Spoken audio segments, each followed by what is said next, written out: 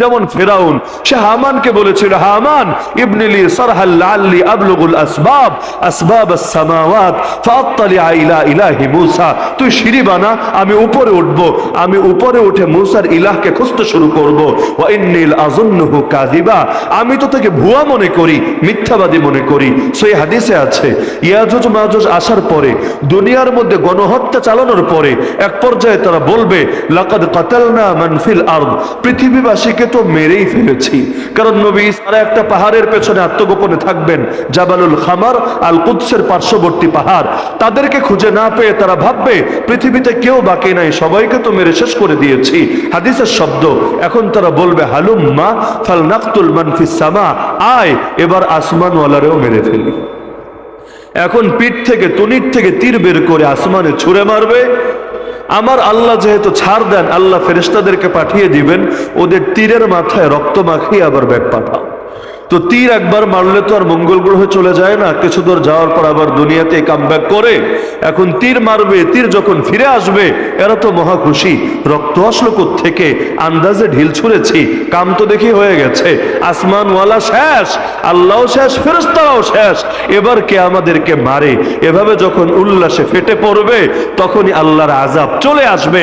কারণ লোকে যখন আল্লাহর ব্যাপারে এই ধারণায় পৌঁছে যায় আল্লাহ তারে আর কিছুই করতে পারবে না, তখনই আল্লাহর চূড়ান্ত পাকড়াও চলে আসে। তো দুনিয়াদারদের নজর সীমাবদ্ধ থাকে আল্লাহর এই স্বাভাবিক নিজামের উপর, কিন্তু আল্লাহওয়ালা যারা, আল্লাহর কুদরতে বিশ্বাসী যারা, তাদের নজর থাকে স্বাভাবিকের উপরও অস্বাভাবিকের উপরও। বদরের ময়দানে এসে আবু জাহাল বলতে শুরু করেছিল, লা ইউবাদুল্লাহু বাদা হাযাল ইয়াউমি আবাদা, আজকের দিনের পর এই পৃথিবীতে আর আল্লাহর ইবাদত হবে না। নাউযুবিল্লাহি মিন যালিক, পৃথিবীতে আল্লাহর ইবাদত হবে না, খালি এক আবু জাহালের বন্দনাই হবে। শক কত! কিন্তু আমার আল্লাহ তাআলা এমন এক দৃশ্যের অবতারণা ঘটালেন যে আবু জাহাল এত গর্ব দেখালো, এত অহংকার দেখালো, ছোট ছোট দুইটা বাচ্চার হাতেই আল্লাহ সে আবু জাহালের খেল খতম করে দিলেন। আমার নবী সিজদায় লুটিয়ে পড়ে আল্লাহকে কেঁদে কেঁদে বলছেন, আল্লাহুম্মা আনজিজলি মা ওয়া'আদতানি, আল্লাহুম্মা আতিনি মা ওয়া'আদতানি, আল্লাহুম্মা ইন তুহলিক হাযিহিল ইসাবাতা মিন আহলিল ইসলাম লাম তু'বাদ ফিল আরদ। হে আল্লাহ, যে ওয়াদা দিয়েছিলেন সেই ওয়াদা আপনি পূরণ করেন, আমাকে যে ওয়াদা দিয়েছিলেন সেটা আমাকে দান করেন।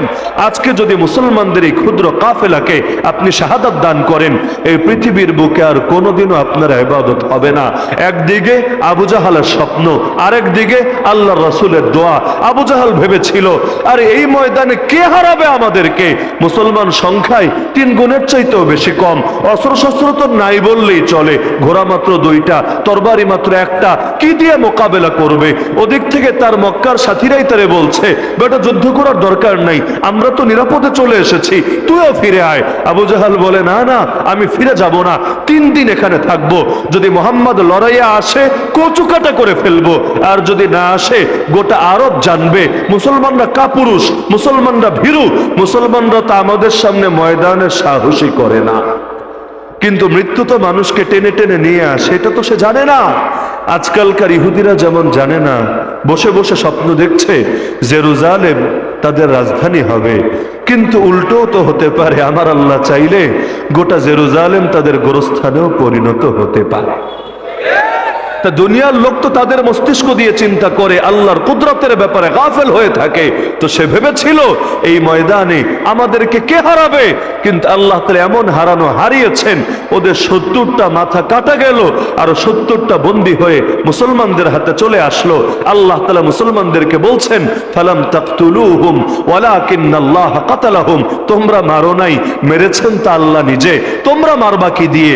ওমা রামাইতা ইয রামাইতা ওয়ালাকিন্নাল্লাহ রামা। হে রাসূল, আপনি এক মুঠো ধুলো ছুঁড়ে মেরেছিলেন, এক মুঠি ধুলো সবার চোখে যাবে কিভাবে? আরে আপনি যখন মেরেছিলেন বাস্তবে আপনি মারেন নাই, হাত ব্যবহার হয়েছে আপনার, মেরেছেন তো আল্লাহ নিজে। আমার নবীর ঘরকে ঘেরাও করেছিল, সকালবেলা খালি মোহাম্মদ বের হোক তাকে ধরে জবাই করে ফেলবে। কিন্তু তারা তো জানে না রাখে আল্লাহ, মারে কে। আমার রাসূল তো ঠিকই বের হলেন, গর্ত খুঁড়ে না, সুড়ঙ্গ খুঁড়ে না, বের হয়ে তাদের চোখের সামনে দিয়েই হেঁটে গেলেন।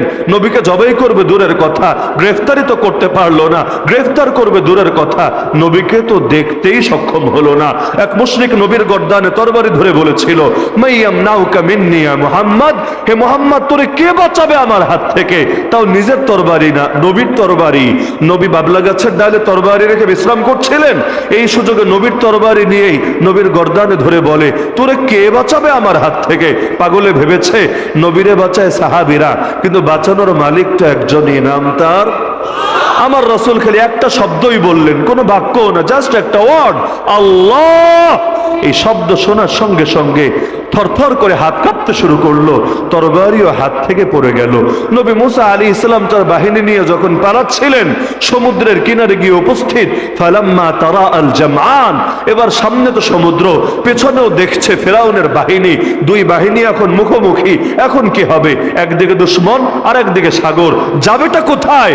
তখন নবী মুসা সঙ্গীরা সাহাবীরা পর্যন্ত বলে উঠলো, ক্বাল আসহাবু মুসা ইন্না লামুদরাকুন, তারা বলে বসলো আমরা তো গ্রেফতার হতে যাচ্ছি।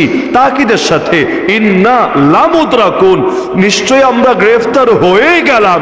এখন নবী মুসা তিনি তো জানেন আমার আল্লাহ তার ওয়াদা ভঙ্গ করেন না, কিভাবে বাঁচাবেন এটা আল্লাহই ভালো জানেন, কিন্তু বাঁচাবেন যে এটা তো নিশ্চিতই। তিনি বলে বসলেন, কাল্লা, আরে না, হবে না, হতে পারে না, ইন্না মাইয়া রাব্বি সায়াহদিন, আমার সাথে আমার রব আছেন না, তিনিই পথ খুলে দেবেন।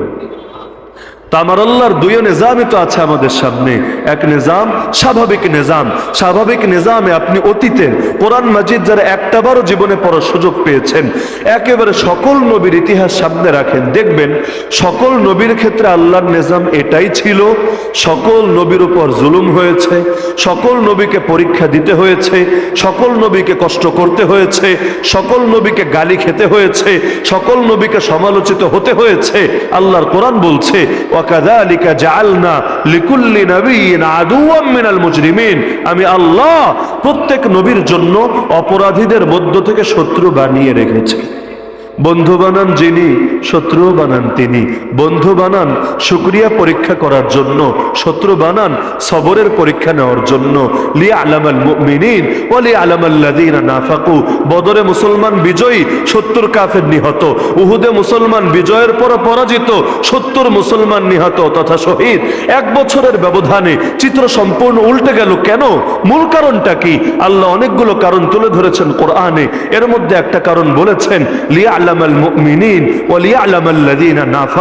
আল্লাহ যাচাই করতে চান কারা খাঁটি মুমিন আর কারা মুনাফিক। কারণ মুমিন যারা, তারা সুদিনেও পাশে থাকে, দুর্দিনেও পাশে থাকে, মক্কার যুগেও থাকে, মদিনার যুগেও থাকে।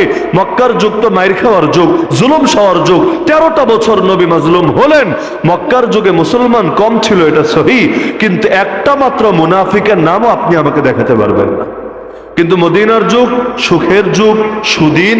এই সময়ে মুনাফিক এত বাড়া বেড়েছে, উহুদের যুদ্ধে 1000 জনকে নিয়ে নবী বের হয়েছিলেন, এর মধ্যে 300টাই রাস্তা থেকে পল্টি মেরে ভেগেছে, 300টাই ছিল পাক্কা মুনাফিক। তো যুদ্ধের ময়দানের উদ্দেশ্যেই যদি যাত্রা করে 30% মুনাফিক, ঘরের মধ্যে আরো কি পরিমাণ লুকিয়ে আছে আল্লাহ ভালো জানে। তো সুদিনে লোকের অভাব পড়ে না, দুর্দিনে লোক টর্চ লাইট দিয়েও খুঁজে পাওয়া যায় না। তা আমার আল্লাহ তিনি বন্ধু বানান শুকরিয়ার পরীক্ষা নেওয়ার জন্য, আমার আল্লাহ তিনি শত্রু বানান সবরের পরীক্ষা নেওয়ার জন্য।